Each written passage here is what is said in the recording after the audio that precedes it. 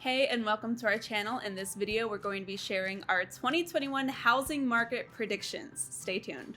And hey, if we haven't met yet, I'm Stefanie Lugo. And I'm Bryce. And we are the Lugos. We're realtors with My Home Group Real Estate here in Scottsdale, Arizona. And we believe in real estate that does more. If you're into that kind of thing too, be sure to hit subscribe to this channel and hit that bell notification icon to be notified every time we're dropping new videos on the Metro Phoenix housing market and beyond. So I'm really excited to do this video because everybody's talking about the housing market, or at least it feels that way for us. Maybe it's just because we're in it.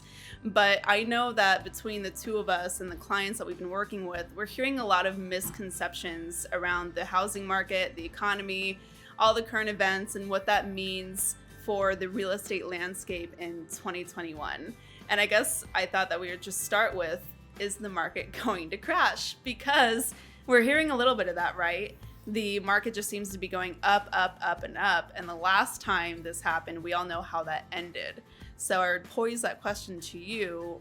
What do you feel is going on? And is the market going to crash this year? I don't think that the market's going to crash this year. I don't think it's going to crash anytime soon. Mm-hmm. I don't see a crash happening at all, actually, for quite some time at least. But inventory levels are super low. We know that. Yeah. Interest rates are super low.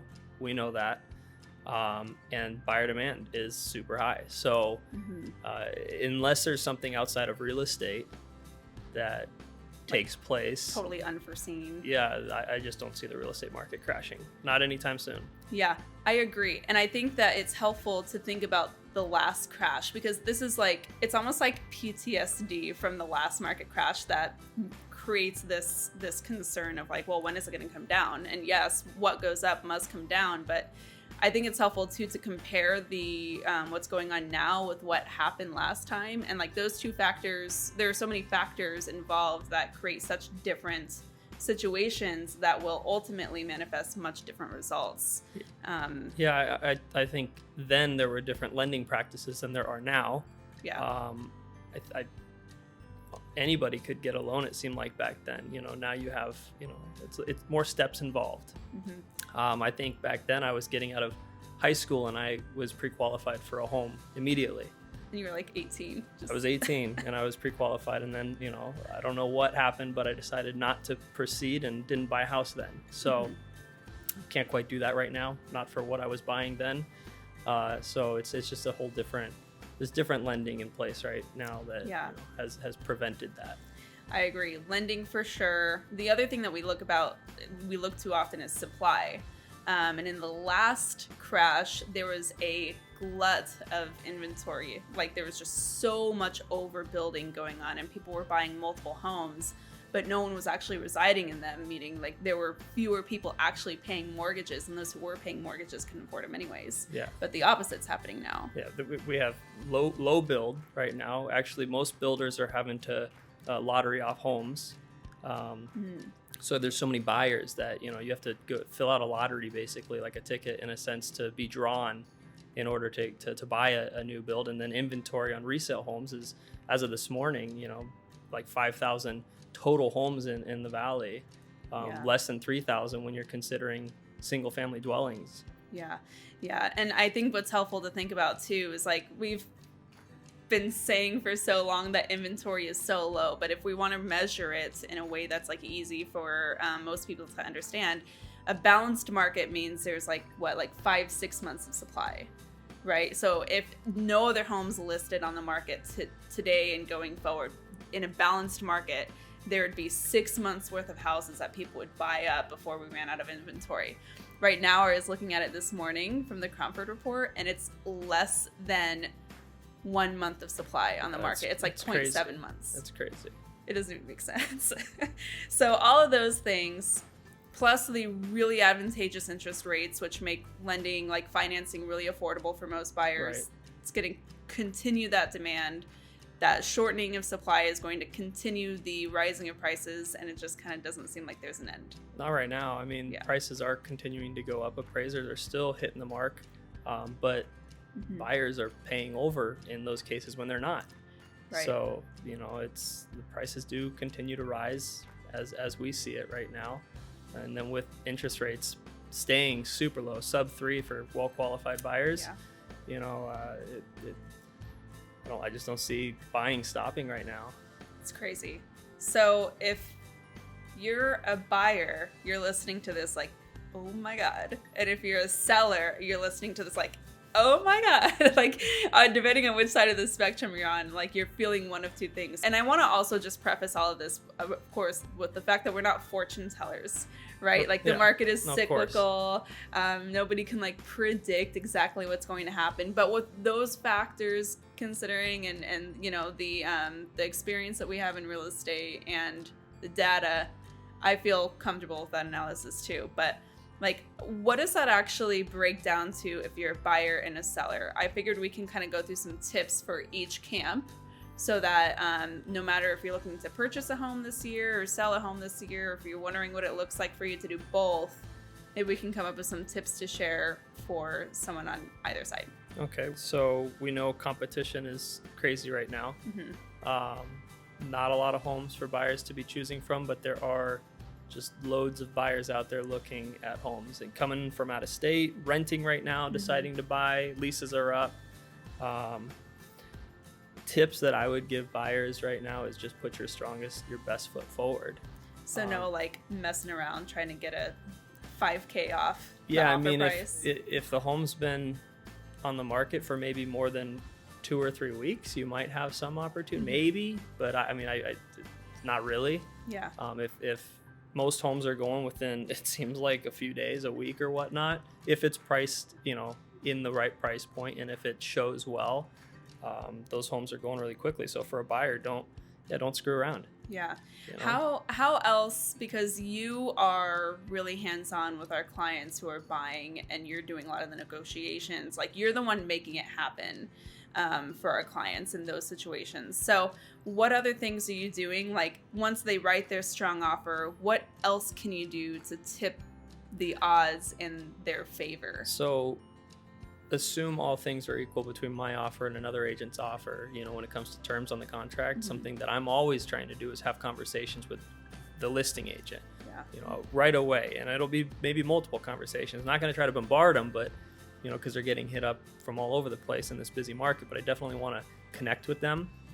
Okay. And if we have a good lending partner in place, have them connect with the listing agent so that they know how well qualified our buyers are.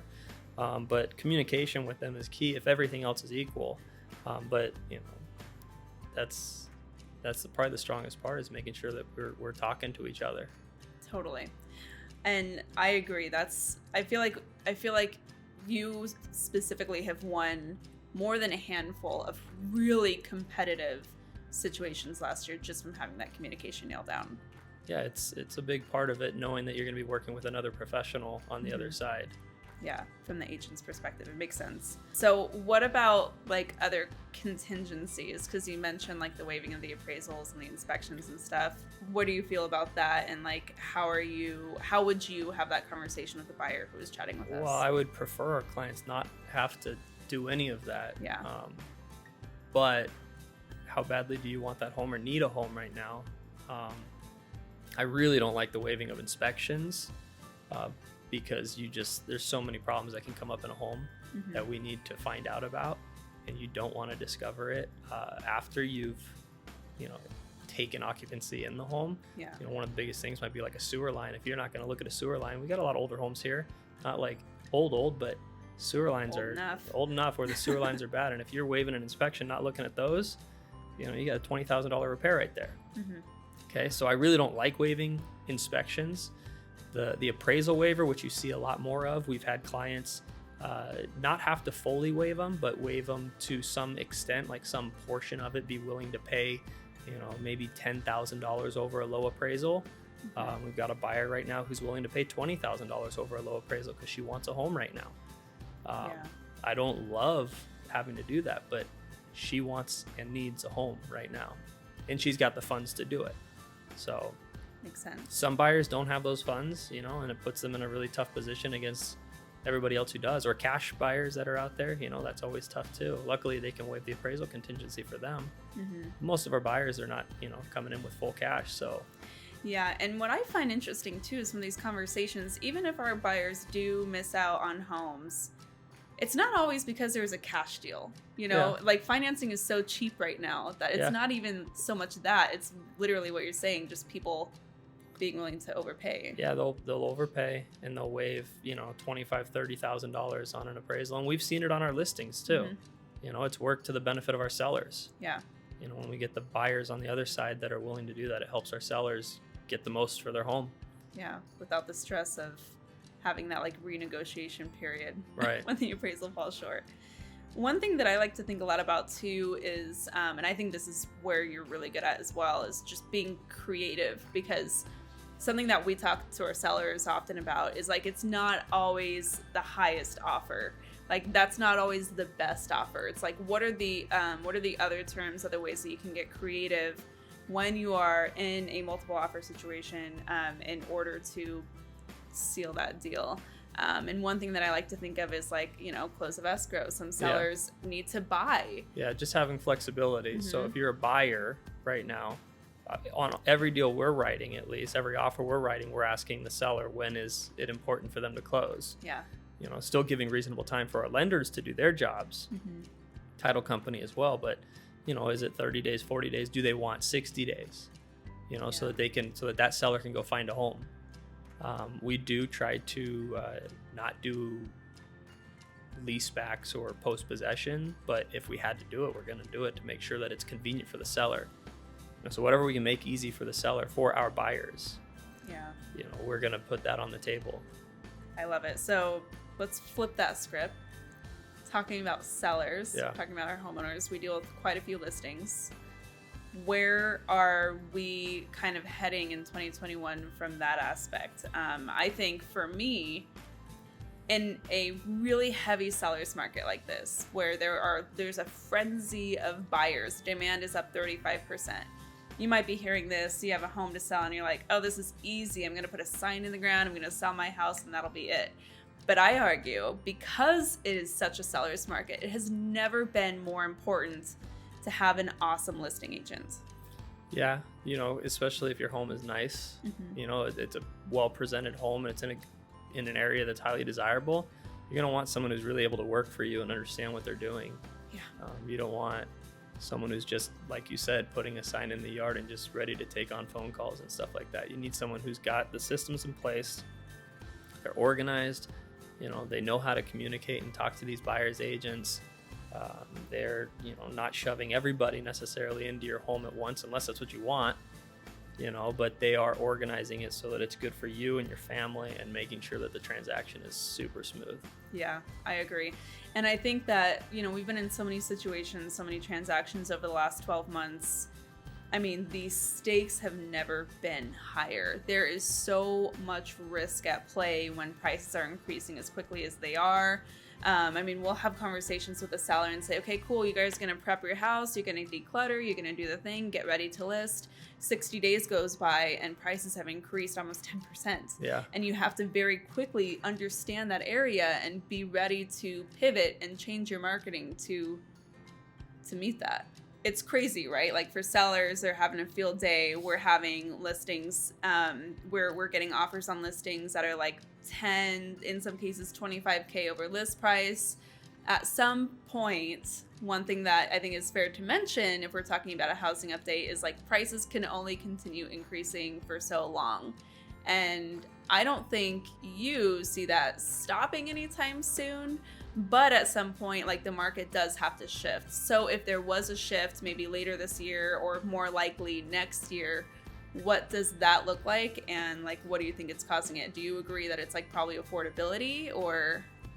I don't see a quick shift here anytime soon, even into the third quarter. I think that some things that might change or lead to some sort of a shift might be interest rates. Because as the rates rise, you know, it's just going to change people's monthly payments and what they can afford on a home. But even, you know, throughout this year and into next year, I don't know that they're going to go up. I don't see it. I just really don't. But so there will be eventually some sort of a shift, and it could change things for the market here. So like even here, prices have risen over 15% year over year, right? Like there's only so much time that can continue on. That can only go on for so long. At some point, people's affordability taps out because like wages aren't rising 15% year over year.